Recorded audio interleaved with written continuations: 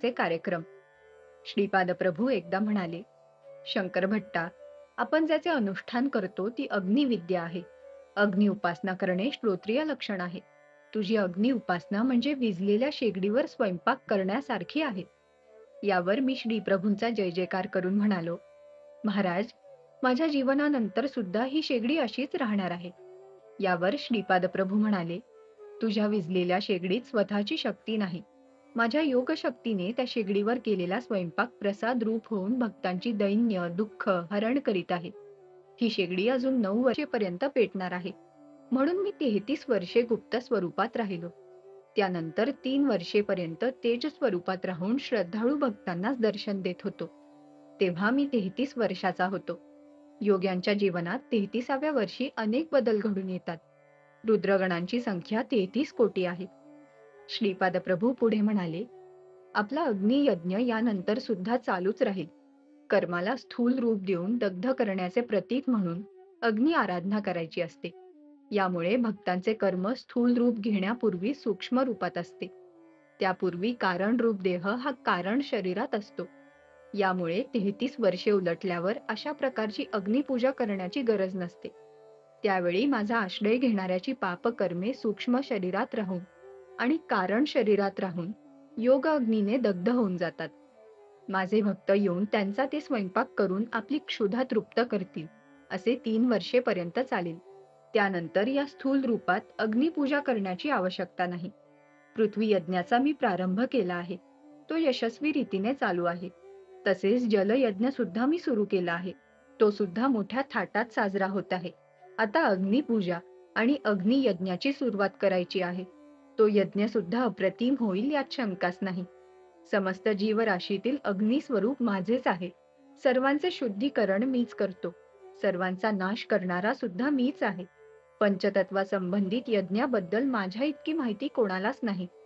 एके दिवशी एक नवदाम्पत्य श्रीपाद प्रभूंच्या दर्शनास आले होते. त्यांना पंचदेव पहाडावरील दरबारात राहण्याची प्रभूंनी आज्ञा केली.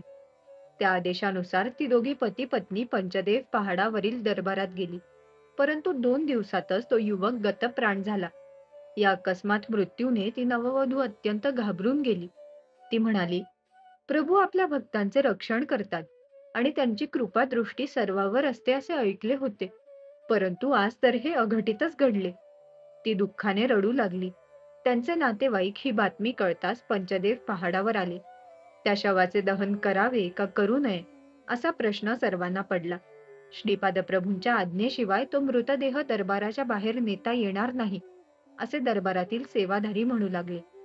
तेवढ्यात श्रीपाद प्रभू दरबारात आले. शोकसागरात बुडालेल्या त्या नववधूने श्रीपाद प्रभूंना आपल्या दुर्भाग्याची कर्म कहाणी सांगितली. श्रीपाद प्रभू म्हणाले, कर्माचे फल भोगणे अनिवार्य असते. यावर ती नववधू मोठ्या श्रद्धायुक्त भावाने म्हणाली, प्रभू, या विश्वात आपणास अशक्य असे काहीच नाही. माझे मांगल्य देऊन मला या भयंकर दुःखातून सोडवा. त्या नववधूला श्रीपाद प्रभूंच्या कारुण्यपूर्ण स्वभावावर दृढ विश्वास होता. मृत जीवास जीवनदान. श्रीपाद प्रभू म्हणाले, तुझा दृढ विश्वासच फलदायक ठरेल. माझ्यावर असलेल्या तुझ्या श्रद्धाभावाने तुझा पती नक्कीच जीवित होईल. कर्मसिद्धांताचा व्यतिरेक न होता तुला एक उपाय सांगतो. तू तुझ्या पतीच्या वजना इतकी लाकडे तुझे मंगळसूत्र विकून आणून त्या लाकडांवर स्वयंपाक कर.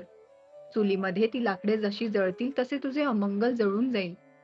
श्रीपादांच्या सांगण्याप्रमाणे सर्व लाकडे जळून जाताच तो तरुण झोपेतून उठल्याप्रमाणे उठून उभा राहिला. आजूबाजूस सर्व नातेवाईक पाहून त्या नववधूच्या आनंदाला पारावार राहिला नाही. सर्व भक्तगणांनी आनंदाने श्रीपाद प्रभूंचा जय जयकार केला. दरिद्री ब्राह्मणावर श्रीपाद प्रभूंची विशेष कृपा. एकदा एक अत्यंत गरीब ब्राह्मण श्रीपाद प्रभूंच्या दर्शनासाठी आला. तो परिस्थितीने एवढा गांजला होता की श्रीपाद प्रभूंची कृपा दृष्टी न झाल्यास आत्महत्या करण्याचा त्याने निश्चय केला होता. श्रीपाद प्रभूंनी त्याचा भाव जाणला. त्यांनी शेगडीतील एक जळते लाकूड आणून त्याचा त्या ब्राह्मणाच्या पाठीस स्पर्श केला. त्या जळत्या कोलिताने ब्राह्मणाची पाठ भाजली व त्या वेदना बऱ्याच वेळ होत्या. श्रीपाद प्रभू म्हणाले, अरे ब्राह्मणा, तू आत्महत्या करण्यास सिद्ध झाला होतास.